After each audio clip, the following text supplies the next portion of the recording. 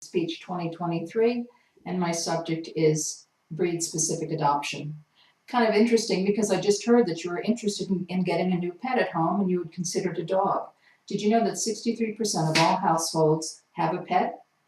65% of those pets are acquired free or at low cost, and many are just from friends or acquaintances.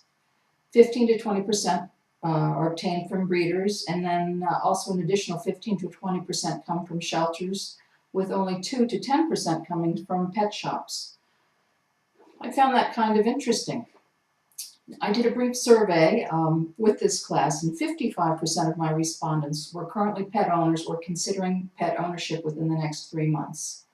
Of these respondents, 80% identify the pet store as their primary source of acquisition.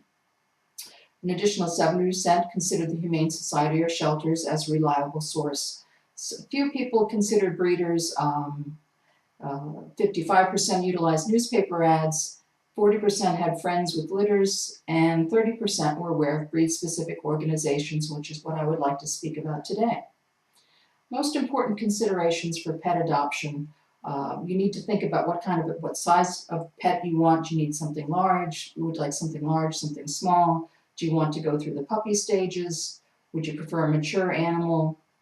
What does your lifestyle call for?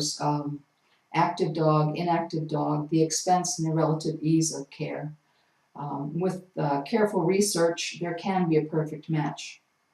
Breed-specific adoption is primarily animals that come from volunteer organizations that deal with the rescue of breed-specific animals. Though there are rescue organizations that take care of small dogs, large dogs. These are all animals that don't have homes for various reasons. In all cases, these organizations are excellent support and assistance to owners. They're generally very low cost. In many cases, breed-specific adoption is a very viable option for pet acquisition. Most of these rescue organizations are volunteer, and they provide a wealth of breed-specific knowledge because each breed of animal has its idiosyncrasies, and it's these knowledgeable people that can help guide you in your attempt to find the perfect pet. So they provide guidance and support, and they truly have an interest in the well-being of the animals. In my case, my family adopted 2 English Bull Terriers.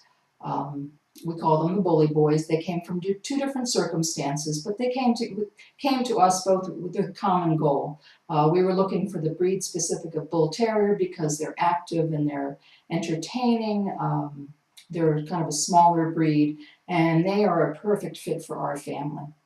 Now, the process of adoption is fairly simple. You simply need to research your breed of interest, and then you can go online. They have nationwide breed-specific rescue organizations. So it's as simple as typing into the internet search your breed that you're interested in, what state you're in, hit enter, and off you go. There's a whole host of information available.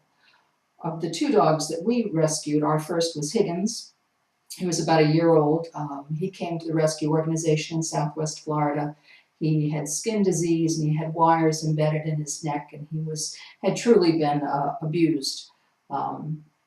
He was with the rescue organization about 6 months while they brought him back to health, and then they, after much correspondence online and telephone calls, they drove Higgins across the state to us and did a site inspection, made sure that they appeared to be the right family, and Higgins was ours.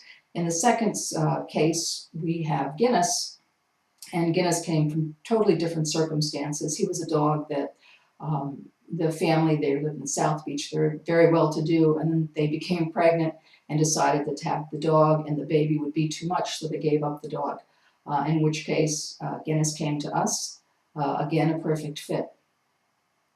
We've had exceptional experiences with the breed-specific adoption of our 2 Bull Terriers.